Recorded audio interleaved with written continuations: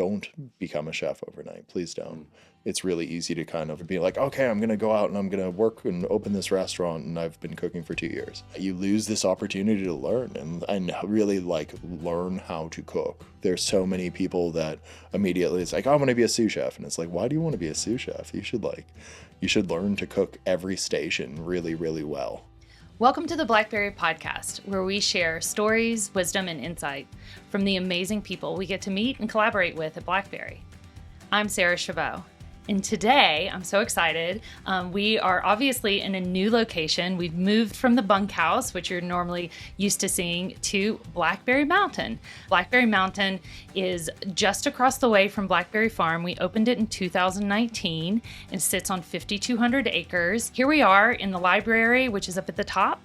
And my co-host today is Chef Joey Edwards. He's the executive chef of Three Sisters, which is a fine dining restaurant here on Blackberry Mountain. It's great to be here. You've been with Blackberry since 2013. You had a little sojourn in the middle, off to see the world, and then came back, worked at Blackberry Farm, and then started as the executive chef here in 2020. Yeah, that's right. Awesome. And our guest for today, Chef Tim Charles from Fogo Island Inn. Hi. I'm so happy to be here. Thanks for having me. A little bit about you. You started with Fogo Island Inn in 2012. You've been there since the very beginning, since before the beginning. That's right. Yeah. So I came to the project. It felt like I'd been cooking for a long time at that point, but sort of looking back, I feel like the years that I've spent with the inn have certainly been the most formative in my career. Mm-hmm. But before that, I graduated culinary school on the east coast of Canada at a place called the Culinary Institute of Canada. No relation to the CIA. Uh-huh. The Culinary Institute of America. Yeah. Okay, got it. Then for whatever reason, I decided that going back to working on sailboats, which I'd done when I was a teenager, was like the best path for me. And so that brought me out and sort of seeing all sorts of interesting spots in the world, and then ended up in Newfoundland and back sort of on land, and decided that this project was really the Fogo Island Inn, and its opening was really where I wanted to be. And it's stuck, thankfully. It's such a unique property. It's a relais chateau. Yeah. It's a 3-key Michelin property, but it is on Fogo Island, the Fogo Island Inn. That's right. In Newfoundland. It's not necessarily the easiest place to get to, but gosh, it is gorgeous and rugged and contemporary. Yeah, so the Fogo Island is about 3.5 times the size of Manhattan. When you see photos of the inn, a lot of the times it seems like the inn is just on this tiny little rock outcropping. Uh-huh. It is on what is like the edge of North America in a lot of ways. Like you kind of feel like you're out there in the middle of the Atlantic Ocean, and you are. Like it's wild. A lot of the times we're ending up with like very, very strong winds throughout the year. You sort of feel very enrobed in the elements. Right now we're just about to enter into iceberg season. So you've got like icebergs pouring down from Greenland onto us, and pack ice season. Okay, wait, hold on. You said icebergs are pouring down from Greenland? Yeah. So like fun? Yeah, so you end up with like pieces of like 10,000-year-old glacier sort of like anchored in front of the restaurant for like sometimes a week at a time, sort of like melting out. They're super remarkable too, because they are changing with the heat and the water and the weather, and so you'll sometimes see them flip over, like they'll roll, like when the top gets too not, I guess, heavy enough to keep it weighted, then the bottom decides to flip over, and so you'll see them rolling and caving, and sometimes they'll just sort of like blow apart in front of you. Like guests are watching this happen while they're eating dinner. That's right. And nice. then I shouldn't like advertise this way. People are going to be like, we're going, and then be totally angry when it's not there. And then we take the ice and we put it into cocktails. Yeah. This is so cool. We shouldn't say that because we're not supposed to. But there's a lot of things you're probably going to say that you shouldn't say on this podcast. Well, correct me if I'm wrong. Someone told me this when I was there, and we were fortunate enough to see icebergs, which was so cool. And we don't get that in East Tennessee, anything close to it. But someone said that polar bears ride down on icebergs. They do. So on the pack ice. And so like, it's really kind of a bit of a tragedy.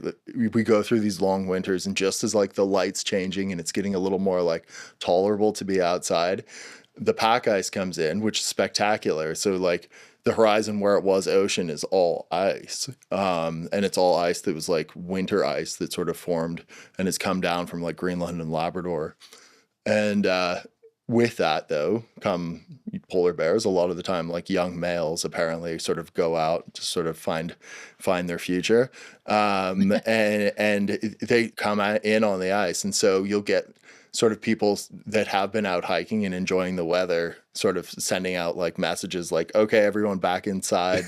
The polar bears are on the island." And Run! then, yeah, exactly. Like running wouldn't even help. That's the sad part. Y'all were worried about poison ivy in East Tennessee. Luckily, it only lasts like a couple weeks. And amazingly, they swim home. Like when the What? ice disappears. Yeah. Like it's Whose crazy to job think. is it to convince them to swim home? I've never volunteered. Good.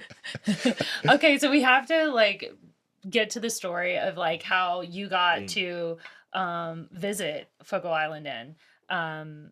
So let's start there. Last year, Yeah. you like convincing people to I call did. us. So we joined Relais and Chateau just a couple of years ago. And so in that, Just for everybody to understand, Relais Chateau is this independent group of hotels that are globally across the world. Blackberry Farm, Blackberry Mountain, Fogo Island Inn, we're all a part of this organization. that's right, of like-minded independence. And there's a lot of core values that kind of like make sense with Blackberry Mountain Inn and Fogo Island Inn, from like the sustainability, Sure. the hospitality and the care and the uniqueness that you want to give. And the I think like experience. being place-based, certainly, like Yeah.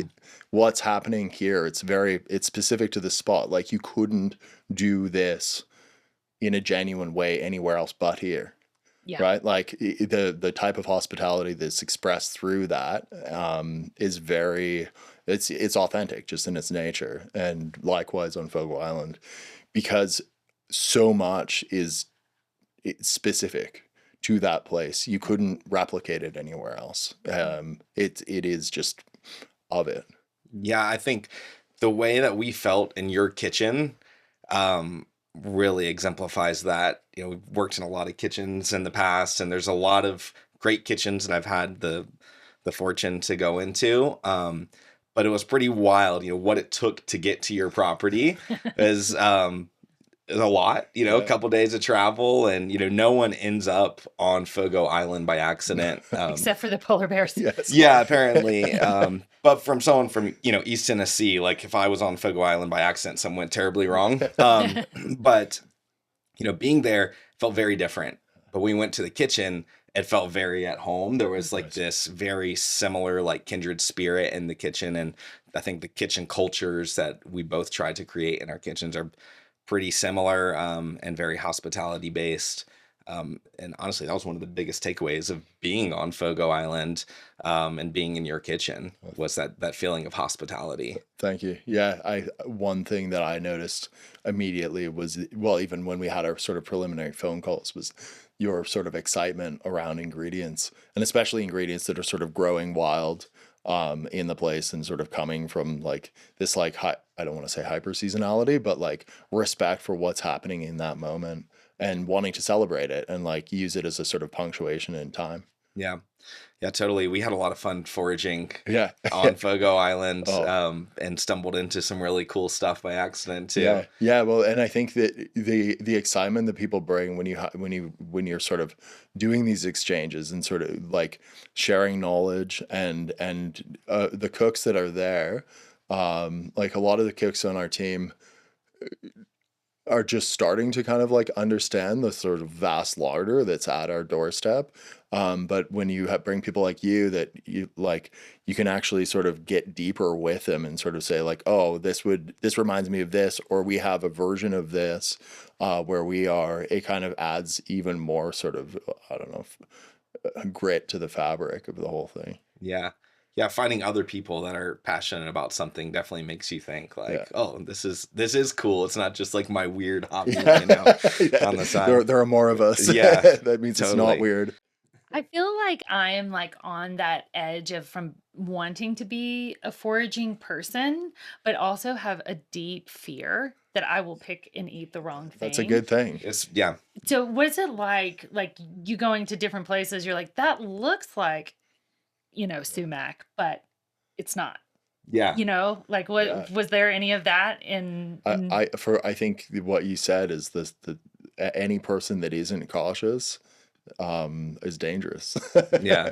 And not in a fun way. Right. It's, like they say, like every mushroom is edible once. That's right. That's right. Yeah. And like you can get people really sick, especially in places where we're practicing hospitality, and like, it's risky behavior. So, I think for me, the biggest thing when you're sort of sharing stuff or you're in a new spot, going out with people that are super confident and like using guidebooks and probably not eating it right away and making sure that you've got true identification. Was this a part of your all's upbringing, or was foraging something that like you sort of discovered as your love of ingredients and being a chef? For me, it was definitely not part of my upbringing. I mean, I grew up on a small family farm, and we grew a lot, cultivated a lot, but wild food, like I remember being told, like, do not touch a mushroom, like don't even look at it, And so I was like, growing up, I would never. Right. But I think for me, it came from working in fine dining restaurants where I learned about, I think my first introduction to wild ingredients were mushrooms, like chanterelles and morels, these mushrooms that really can't be cultivated. You have to go out and find them in the wild. And like when I first had chanterelles, like the flavor was amazing. And like there was a light bulb moment for that. But it was this like, what do you mean I can't buy this in a store? And how do you get it? And it was kind of like, a truffle thing where it's like, these are out there and they have a lot of value, but they're living in the dirt.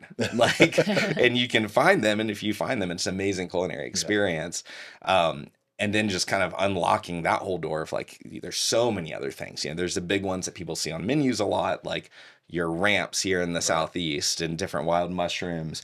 But that's just like the gateway to it. There's so much more, and it turns into a rabbit hole. Yes, it certainly does. And there's some people that have gone like so deep on it, it makes me feel like kind of a bit of a lightweight. But for me growing up, looking back, I can say that I was kind of around it. Like I grew up on the shoreline of Nova Scotia, and so I was used to like coastal plants, wild berries and things like that, and sort of like a little bit feral as a child, I guess. Like my mom would sort of send us out and say you were not allowed back until like a meal period.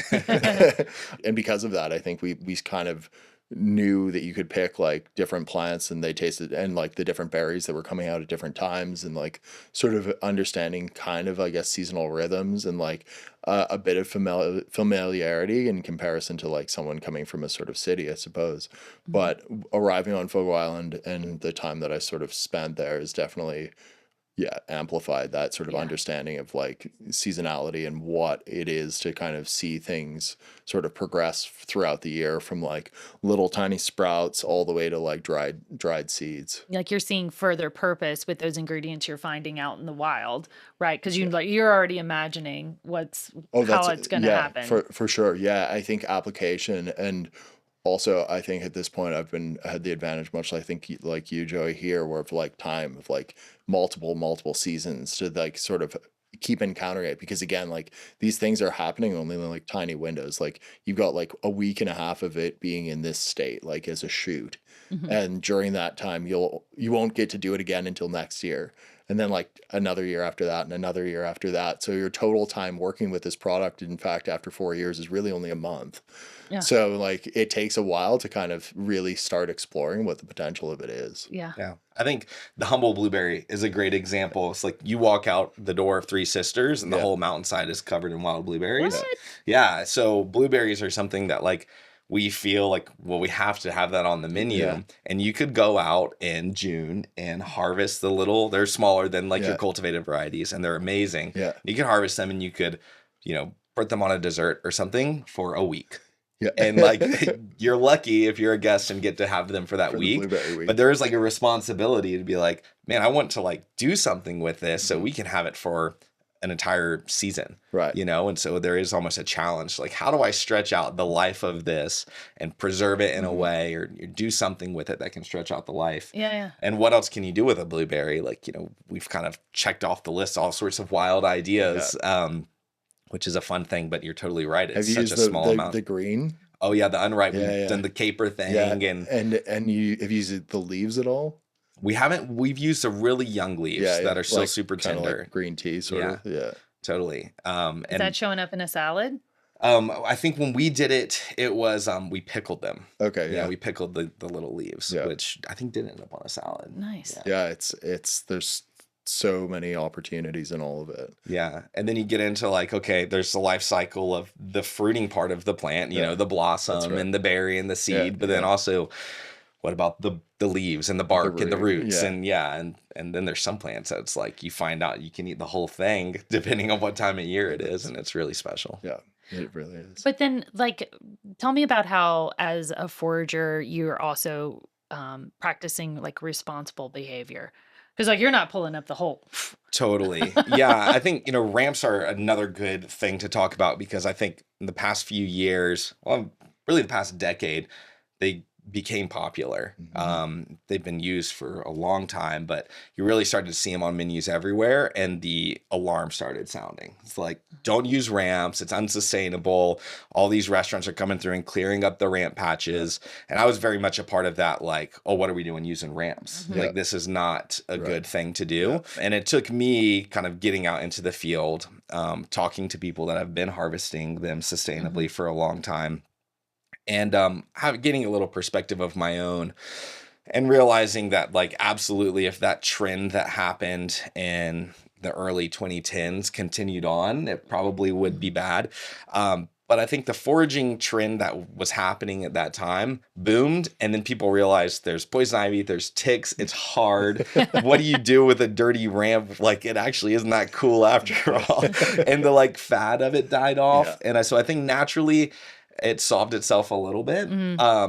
But then also just the knowledge was dispersed that, like, hey, this is how you actually harvest this plant sustainably. You don't pull up all the roots. You leave plenty of roots. You only harvest from a very healthy patch.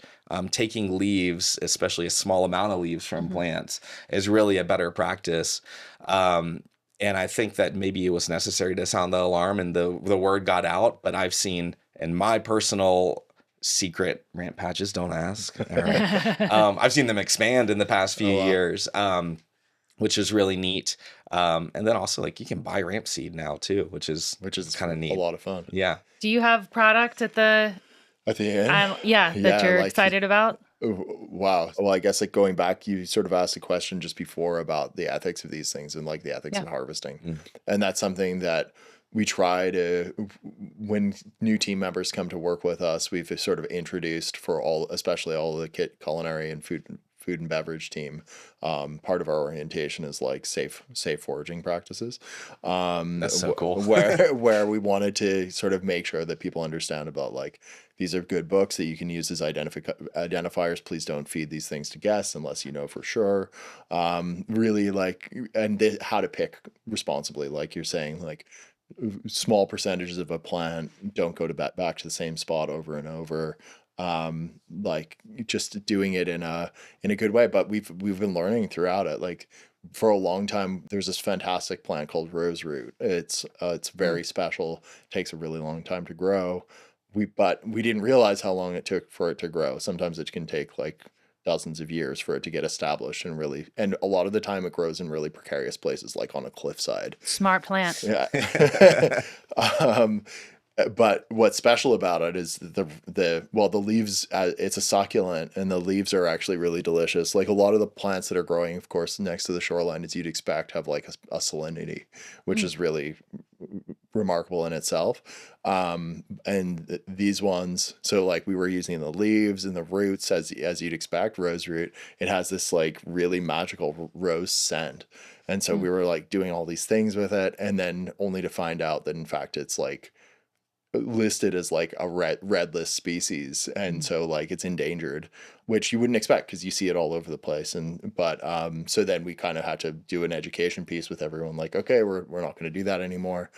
But again, it's never solid. Like you're always sort of building on it and understanding a little bit better of like how you can be a good citizen. Yeah. I mean, it's the same for cultivated crops as well. Like there's a responsible way to farm cultivated crops, and there's a way that's really harmful to the environment. Yeah. You know, there's also a flip side to foraging that I think is really cool in the sustainability aspect, and that's getting rid of problem plants. Right. Invasives. Sure. I saw a lot of dandelion around Fogo Island Inn. Yeah. Yeah. And like the story of dandelion there is kind of, I think it's a magical story.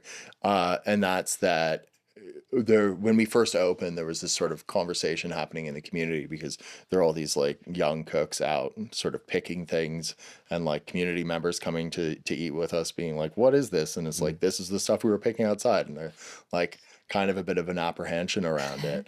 My grandmother would roll over in her grave if she saw you picking those things and like, I can't believe that you're trying to feed these things to us.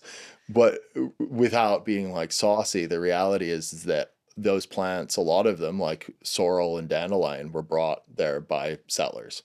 And so they are invasive. But they've kind of like naturalized in a lot of ways. But it's kind of a story of, people coming there and learning to live there again with these plants. And like they had to bring them, or they brought them from where they came from because they didn't know how to eat these other wild plants. With exceptions for sure. But the dandelion, every time I look at it, I'm kind of reminded of like that part of the history, but then kind of going back to what you said earlier, they're also a perfect subject to like, you can pick as many as you want. And you can use the entire plant. Like there's so many uses for dandelion. Like tell me. I have dandelion I need to manage. This will turn into like a bit of like a Forrest Gump moment. Yeah. Sure. Oh, do it. Oh, you had dandelion root on your steak the other night. Yeah. It was one of the items in the rub. Yeah. Which, right? And like we've used it as a bittering agent. It gets kind of silly, but do you want to do it? Should we do like a list of things you can do with dandelion? I'd say go for it. Okay, so let's go one for one. Okay, you can pickle the dandelion buds like little capers before they open. Yeah, exactly. Yeah, that's a good one. Well, I'll start from the root, roasting the root and having almost like a coffee substitute. Yeah, for sure. It's really neat. Of course, like the leaves before it blossoms are spectacular, just like as a salad green. Yeah, totally. And after they blossom, it's really great substitute for a bitter green. Yeah. We like it in salsa verde. Yeah. Oh yeah. Yeah, for sure. The blossoms themselves, you can pack them in sugar and rest them like that, and it creates a really amazing sort of like honey, like syrup. And then I like the blossoms fermented into a wine. Oh yeah. Yeah. It's so good. The seeds, you can actually use the seeds kind of like as a dry spice. Okay, so that's a new one for me. I like that. That's good. I would also take my dandelion wine and turn it into vinegar to do a dandelion wine vinegar. Yeah. Is a fun extension of that project. This is a cop out, but the blossoms are fine. Like if you sort of shave the white off, the yellows are really sweet to finish salads and things like that too. Totally. And any yellow blossom is my favorite for dehydrating into a powder. Oh yeah. So it almost looks like pollen. Yeah. And it's beautiful. I love this. That's some nerdy dandelion talk right there. Yeah. Probably if you don't want to hear that, skip the next 30 seconds. No, that's awesome. Well, I think that shows though, like what you really can do with a single ingredient. Someone, whether it was you or someone out there, had to explore what you could do with all these pieces and parts. We're living in a really exciting time too, with the fact that instead of having to pour through books to get to that now, like knowledge exchange through digital knowledge exchange now, especially sort of like peer-to-peer, is so rapid. So people are like finding something out in one way and then like it's getting shared globally very quickly. Totally. Yeah. People ask me like, what's the best way to learn about foraging? I always tell them Facebook groups. Yeah. Like if you can remember your password, and I know the youth today don't necessarily use Facebook as much, but get on there and find a group specific to your region. Yeah. And you're probably going to get yelled at by some old timer because you posted the picture wrong or didn't show the underside of the leaf correctly, but it's a great learning resource. Certainly. Yeah. But I was going to talk about kudzu, which I feel like is the southeast version of y'all's dandelion, but 10 times worse. Kudzu was brought over also as a crop that they thought was, from my understanding, going to be used as an animal feed. It grows really fast. Turns out animals didn't like it. And it still grows really fast and takes over everything. So in the Southeast especially, it's terrible. It chokes out plants, and it'll grow like across the road, like overnight almost. It's crazy how fast it grows. And I remember as a kid, my grandfather told me if I could find a use for kudzu, I'd be a millionaire. Which I found a use for it, and still waiting on the second part there. Pawpaw, I don't know what's going on, but we found out the kudzu's edible, and again, like almost the entire thing. The root is a great like starch, like dried and like pounded out as like a starch for a thickening agent. The leaves are edible, albeit like very fibrous, so you have to process them a lot. We made a kudzu green curry that we ran for a couple years. Burnt out a lot of Vitamixes blending the leaves. But then the blossoms are my favorite part. They have like a artificial grape, like a grape soda aroma and flavor to them. Oh, wow. And it's like this plant that everyone despises in the South. And when you mentioned like, some of the folks on the island, on Fogo Island being like, my grandmother would roll over in her grave if she saw you serving that. I can imagine like what some of the people around here might think. It's like serving kudzu. People are paying for that. Are you kidding me? It's a whole new world. Yeah. Meanwhile, it takes 3 days to make it into something yummy, but it's possible. Well, obviously, sustainability and caring for like what's out there like is at the heart of what you both do in the kitchen. Totally nerding out about it. But there's like definitely a through line for me looking at both of the properties, seeing how much they care for place, but I think it kind of goes deeper than that for Fogo Island Inn. Tell me about the model that it's set up on. Yeah, it's kind of one of a kind for now. Hopefully other people sort of follow the pace, but the project itself is a social business, social enterprise. So the inn itself is a for-profit, and it's owned by a charity. And so all the profits from the inn go to the charity and are used in our community. And Brilliant. So the inn itself is a part of another group of for-profit businesses that are all active on the island. So like we have a furniture workshop that we also do textiles, and all those textiles, most of them are used in the inn. The furniture is used in the inn, and then it's sold globally also. We have a little ice cream shop, sort of celebrating like local flavors. What's the other for-profit? We've got another little standalone restaurant that's open to the community. And again, all of the idea is that they're economic drivers. And the idea is that by strengthening the economy, you create community, and community sort of like activated in the economy and through these businesses in a lot of ways. So Fogo Island, it's a very resilient place. It's survived through a lot of conditions that other places hadn't, and a lot of the time it survived through I don't want to say quick thinking, but definitely through community. For example, there was a period of time in Newfoundland where resettlement was taking place. They were taking sort of small communities and sort of deciding that it wasn't economically feasible for the province to continue sort of supporting those communities.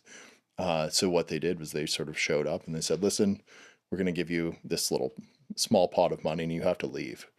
You have to leave your house. You have to move in like away, and you're not allowed coming back. During that period, there was a feeling on Fogo Island that was what was going to happen there. And so the community, there are 11 little communities in the island, and everyone got together, and this was in the 1960s. And normally, like previously, the communities, though they were all on this island, they didn't have a lot of intersection, but they got together and sort of said, listen, we realized that we're going to have to come together, and they created a fishermen's cooperative. Obviously, fishing where we are is like the major industry. And so by creating this cooperative, they were able to create sort of strength in community, which then made it very difficult, I'd say almost impossible for the island to have been resettled at that time. remarkably, at the same time, most of that was caught on camera. So there are these amazing films that were created Wow. of those conversations and all the things that took place, and they're available publicly. But yeah, it's kind of neat to sort of see and have that time capsule of like watching people create a means of sort of survival together. That's awesome. Yeah. So again, sort of resilience exists in the place. The project itself, our project, was conceived and sort of founded by a remarkable person. Her name is Zita Cobb. Her and her two brothers sort of came together and created this organization called Shorefast. That's a charitable arm of the organization. They realized that they needed to sort of help grow another leg on the economy. Of course, it was kind of potentially imbalanced because it was so weighted on the fishery. And so the idea was to sort of augment the tourist economy through the creation of the inn. And then the scaling of the inn was very purposeful too, where instead of creating a big business, they created a very small business. So like small footprint, high impact. Yeah. And by trying to center as much of the spending that we sort of do at home, we end up sort of, I don't know, driving the economy, and of course then creating a sort of stronger community. I love the this sort of dichotomy between the really strong dynamic architecture of the inn with like the beautiful textiles and furniture from the local community. Like it's like it's the amount of layers of intention that exist within the operation, from like the thought at the super high level of like what we're trying to do, all the way down to like the way when the building was constructed, there was a walkway, quite a wide walkway, put all around the building, so that way it felt as though the building had just been dropped there, so there was no impact on the sort of rocks and plants that were existing in that space. What's neat about the building too is the whole thing is sort of, it's an expression of the vernacular, like the architectural vernacular of the region. So like once you go up close, you can find all of these little references in it of like patterns that you'll see in older buildings. But when you sort of pull away, you can still see it, like the stilts of the building, or reference to the sort of the stilts of the fishing stages in the area. The sort of patterns of the windows are the same patterns that you'd find in windows in some houses and things too. Though it does look strange in a lot of ways, it is at the same time familiar. It's arresting, and I love it. Yeah, really manifests in the cuisine as well. Like you can really truly tell that there's intentionality behind the food, and from the ingredients that you use, and of course the foraging, but also the way that cod shows up on the menu, sure. and moose and other really cool ingredients that I never had the possibility to work with. Yeah. Okay, hold on just a second. Wait, moose is on the menu. What does it taste like? I mean, is it taboo to say it tastes like beef? It's very similar to like other game animals you might have had, like venison. Yeah, I think it's like a beefier venison, which is again kind of like a bit of a cheap out, but no, that's I think the best way to describe it for sure. They're also delicious. They are. They are, thankfully. The cuisine has been an interesting evolution, like the forces that sort of drive what we do. I keep trying to describe them as like, forces. It's almost like physics, where you're like, okay, there's gravity. We know that. There's this, there's that. So like the gravity, I'd say the biggest force that we work with is our purchasing and how we were asked to purchase. So like I said, we're sort of purchasing as close to home as possible. So like if we can buy it on Fogo Island, then we try to, we do. So like in berry season, we've got like locals showing up with like baskets of berries, baskets and baskets and baskets, and like we're taking those and we're preserving them for the rest of the year. You don't have like a ridiculous amount of different varieties of berries on the island. Over 20. Yeah.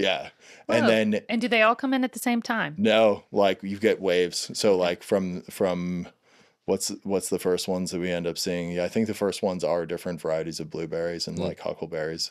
And then the last ones, before that there's bake apples. So bake apples are like cloudberry. Yeah.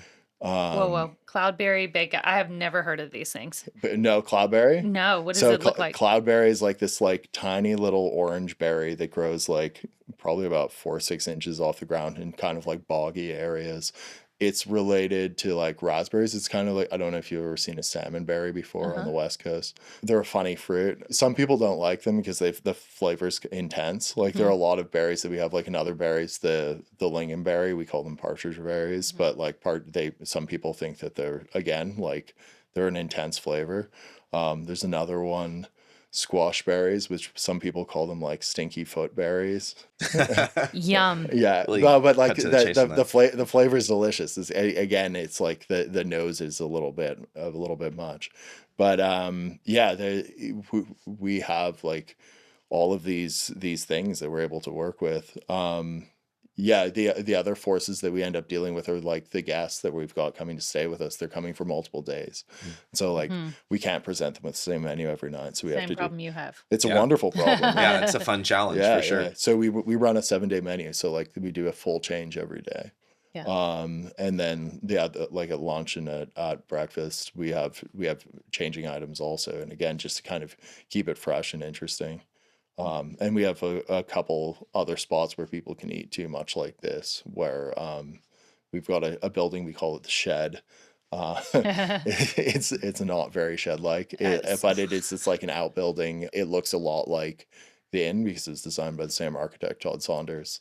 And we do like a group supper there every night, which is really lovely and sort of like anchored in our seafood. So like between snow crab and cod, and it's a spectacular experience. Well, I'm glad we made our way back to ingredients because I hear there was a bit of ingredient swapping. You took some ingredients up to Fogo Island Inn. Yeah. When you went. So yeah, I felt like I needed to bring something from East Tennessee, or really the South. It's a collaboration between us and Kentucky. But when I went to Canada, and we didn't bring any ingredients when we went up there. It was when we went up there, it was fully just cooking with Tim and his team with what they had, which was a really awesome challenge. I want to know if you've ever seen moose marrow cornbread made before we went up there. I don't know. It was the first time. All right, cool. Yeah, I'm happy that I can have that. But yeah, so we thought what a cool thing it would be to bring the Blackberry Farm and Willet kind of collaboration whiskey that they did together. Oh, cool. And so we got a hold of some of that and we brought it up to Canada and thought it'd be a really fun thing to pour for the dinner. And this collaboration, you can't really find it except for at Blackberry. Right. Yeah. And we did pour it for, I think, a couple of the things that we ended up doing up there. Guys. Yeah, totally. During that time, so when we were with you and Joshua, when you were up with us, you did a lot of picks. Like we were out in the field and there were a lot of opportunities for you to sort of like find some really interesting plants, or the plants that you found interesting that we were excited about. And there were some left over. And so when you left, I took those and threw them into a container with some of the absolutely delicious whiskey, and decided that we would sort of start layering it in anticipation of coming down here. And so we ended up with something that's kind of like an Amaro. I think it's a lot like an Amaro. And throughout the year, every time I found something that was exciting, I'd sort of like peel some of it away and put it into the container. And I just kept like straining and squeezing and layering in more and more and more. But it's kind of like this encapsulation of like the season, like what last year was in this bottle. And Joey's brought one up here. Yeah. Okay, we have it to pop open. Yeah. So should we pour some? I think so. All right, cool. Hopefully it's good. Wait, have you tasted this yet, Tim? I haven't. Oh, so this is a reveal here. Yeah, this is a podcast. This is a Blackberry podcast. I just assumed that you had some. Cheers, guys. Yeah, cheers. Let's try this. The color is amazing. Thank you.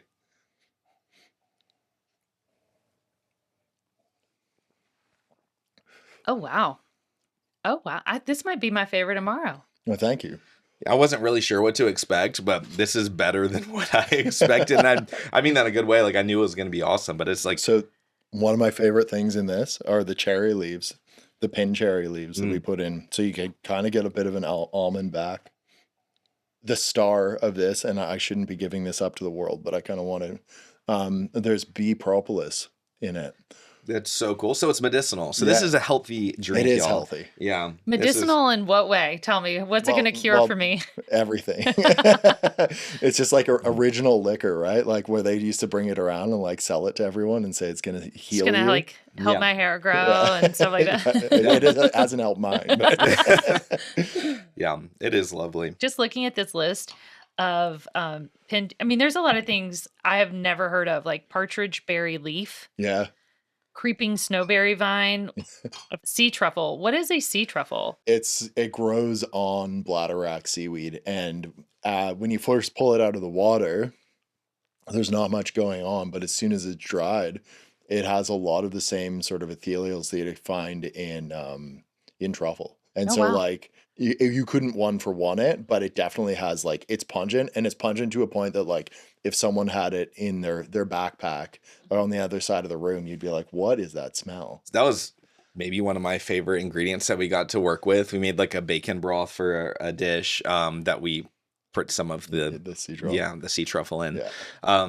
And you hear people say that a lot with ingredients, like, oh, it tastes like X, Y, and Z. Yeah. And then a lot of times, at least for me, I'll like try and be like, if I like think hard enough, like I can kind of get what you're saying. Like maybe if the wind blows the right way. But that was like truly, it was like, oh my God, there's truffle in this. Yeah. It was pretty neat. Yeah. Like it is different, but it's there. Joey, when I came up the hill today, I saw you off in the woods, sort of like picking through and like finding things, and like the sort of smile on your face. It's so familiar because it's like, I know that feeling of like, oh, this is happening right now. There's a peach tree that's been up here, and the young peach leaves have this awesome almondy kind of aroma. Yeah. And that's what I was rubbing up in my hands. I was like getting excited about that. So we need to put that in a dessert. Both of you all have had really incredible careers already. So if you have some advice for the youngins coming up, young hospitality professionals, but also chefs, would love to throw that out there. Yeah, I think sharpen your dang knives. If I could say one thing to a younger me, sharpen your knife, chef. But I think one thing that I tell a lot of cooks is they're complicit in their own education. Yes. If you're in a restaurant that's full of talented people, look around you. There's a lot of knowledge. Everyone's there for a reason, has their own experience. There's no magic nugget, golden nugget out there that's going to make you a better cook or a better chef or give you clarity on what your next step is. But while you're in the place that you are, pick the brain of those around you. Look at the cook next to you. Why is he always set up 30 minutes earlier than you? Ask him. Like, what's he doing differently? Yeah. Like, there's so much knowledge there, but it's up to you to kind of seize it. And having that kind of positive attitude and taking it upon yourself is so important. The people that are showing up, and they're showing up with like a high spirit, they're taking care of themselves. They're like going for a walk maybe before work, not just rolling out of bed. They're eating meals, they're drinking water, like these like foundational pieces. Foundational things to be a human. But like sadly, like those are pieces that people forget sometimes. Yeah. And like showing up with sort of taking care of yourself and then wanting to care for others, and like the fact that we're in hospitality and like we're not doing this to become great cooks, we're doing this to make food for people. And remembering that like it flows through, it doesn't just like stop when it leaves the kitchen. Also, I think the biggest piece for me is encouraging people to slow down. Like you don't have to, I don't become a chef overnight, please don't. Especially right now where there's so many restaurants. It's really easy to kind of like lose yourself or lose your opportunity and sort of be like, okay, I'm going to go out and I'm going to work and open this restaurant, and I've been cooking for 2 years. And with that, you lose this opportunity to learn and really like learn how to cook. And like there's so many people that immediately it's like, oh, I'm going to be a sous chef. And it's like, why do you want to be a sous chef? You should learn to cook every station really, really well before you ever, because if you're learn to cook eggs. If you're a sous chef, you're responsible for all of those other stations being good, right? You're going to be asked a lot of questions. Yeah. And you want to be able to answer it. And you want to be able to, like, when you're asked to cover a station, you should be able to step on and cook just as well as the person that's normally cooking there. like the practice of cooking, Mm-hmm. like, and thinking of it as a practice, like really thinking of it as like something that I'm going to do every day. And like you said, like looking around and being like, how can I do this better? What is it that I could do to be better and be a better person while I'm doing it? I've got a couple of quick questions to ask you, some rapid fire. Yeah. Okay, what's your martini order? Oof. Who's going first? Mine is not something I'm proud of, but I'm going wet. I'm going a twist, and it's gonna have gin. Okay. Yeah, I'm going dirty gin. Yeah, This like is a gin martini group. Okay, yeah. good. And what's yours? An espresso martini with tequila in it. Oh, That's good I one. had my first one with Yeah. you. Yeah, Yeah. and I had my first one with tequila, I think, that time, and Yeah. it was lovely. I had avoided the espresso martini for so long, and then I got pressured into it. Just because of like optics or Yeah. like Well, it seems like it's kind of a pain to make Yeah. for the bartenders. Yeah, it was. And being married wanna into do the that. industry, you're like not trying to create extra, Yeah. you know? I'll have just Yeah. something neat. Yeah. But- When you get to it. yeah, exactly. Okay. What do you listen to when you cook? What's the playlist? truth be told, we're like a very like no music kitchen. Oh, at home too? At home. At home, I probably end up having to listen to like children's music. I think it's like Hamster Banana or something. Oh, like no. I've got 3 little girls, and like they kind of like rule the playlist. But when given the opportunity, yeah, I can get kind of like nostalgic, I guess, and sort of end up listening to like 90s hip hop. I There you guess, go. but like obviously not at home. That wouldn't be like fine for their little ears. But Sure. yeah. Yeah, for me, we do allow music in our back prep kitchen. And so it's whatever the cooks are choosing. I'll say I get the most excited, secretly, not secretly, when it's the early 2000s emo stuff comes on. Like, you Oh, know, like Screamo stuff? some of the Screamo, but even just emo and indie kind of, Yeah. they're like, how do you know every word to this song? Like, don't worry about it. I was a different person back then. If you hadn't become chefs, what would you be? That's a good question. I think realistically, I would probably be an artist of some sort. I know at the time where I was making my decision of what I wanted to do with my career, I had first thought I was going to be in a band until my dad was like, well, you're Emo? 18. No, it was probably more of like a metal Okay. situation. And he's like, the band thing isn't really panning out, is it?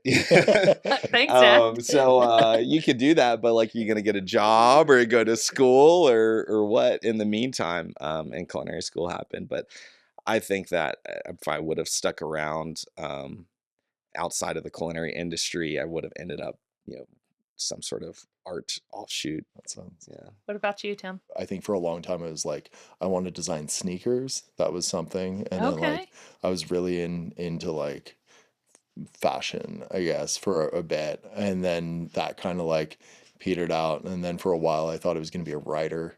And then that kind of, again, I guess like being a musician, it just wasn't happening. And much like you, I think I've got like dad trauma apparently, because my dad was like, yeah, I don't know if this is really your thing. Like, It just sounds like you had great dads. yeah, that, exactly. like, They were honest, shaped right? you in the right Yeah, direction. yeah. Soul crushing. No, but cooking, it was something that there was like a natural proclivity. And even if I hadn't cooked professionally, I think I couldn't have avoided it. Like I do enjoy doing it a lot. At the end of the day, you're creators in the kitchen, and so that seems like there was your start. You just had to discover what your true calling was. Whether it was music or art or fashion. Sure. You eventually had to get to the plate, right? Yeah, and like again with cooking, it's so much. There's so many different things. I guess it's like any industry. Once you're in it, you kind of realize that in fact you have to use math, and you have to understand science and biology, and you have to understand like working with other humans. Mhm. So yeah, there's a lot of different skills that you end up kind of like really having to hone in order to actually make it all work. The culinary school has a pretty huge dropout rate because of that. I think a lot of kids see that, Food Network or whatever, and they think it looks really cool, and then they get into a professional kitchen. They're like, this is more like joining the military. Like, this is very different. Yeah, yeah, and like you have to find that discipline early. Yeah. Otherwise, sadly, it doesn't really come together, it seems. Yeah. I think for me, like I hadn't actually worked in a professional kitchen before culinary school, which is pretty much a death sentence for actually like moving forward in the industry. But I got lucky that I liked all of the other aspects of working in a professional kitchen. Like I loved the discipline. I loved the energy that was there. And then the part that I knew I loved was the creativity. Yeah. But once I got into it, I was like, oh, I'm like really into all of this other stuff. And then now, like in my current role, like I really enjoy the mentoring aspect of being a chef. That's beautiful. Which I don't think I would have ever thought of. Maybe there was no avoiding it for either of us. Yeah, collision course. Yeah. Well, thank you so much for joining us today. Joey, thanks for having the podcast up to the mountain, Blackberry Mountain. It's so fun to like try out a new space and a new co-host and having such a great guest. So thank you. You'll have to come out and see us. Yeah. See the icebergs get chased around by polar bears, and it doesn't actually happen. Icebergs might. Icebergs. Well, and puffins. We've got lots of puffins. Oh my God. All year round puffins? No, they're only there from like a window of time from like the spring until midsummer, but like it's spectacular. Well, I'm coming during puffin season. I think like Blackberry, Mountain and Farm, Fogo Island Inn, like no matter what time you're there, there's something really cool happening. Oh yeah. Yeah.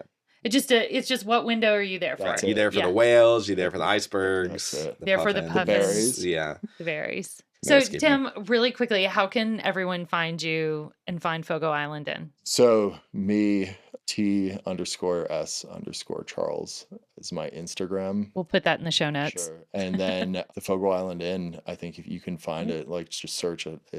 It's there, very present. The website's pretty thick. There's a lot of really good content there if you want to understand it. Links to Shorefast to sort of understand the greater ecosystem. Right now we've got a new initiative, which is an institute where we're trying to help other communities sort of like activate some of the principles that we've been working with. Incredible. Thank you. And Joey, co-host Friendly Forager on Instagram, right? Yeah, that's it. So if you want to see some real nerdy dandelion content, check these two guys out on Instagram. Yeah, totally. Thanks for the push on that. Yeah. That means it's not for everyone. Awesome. Well, thanks again for joining us, and we'll see you next week.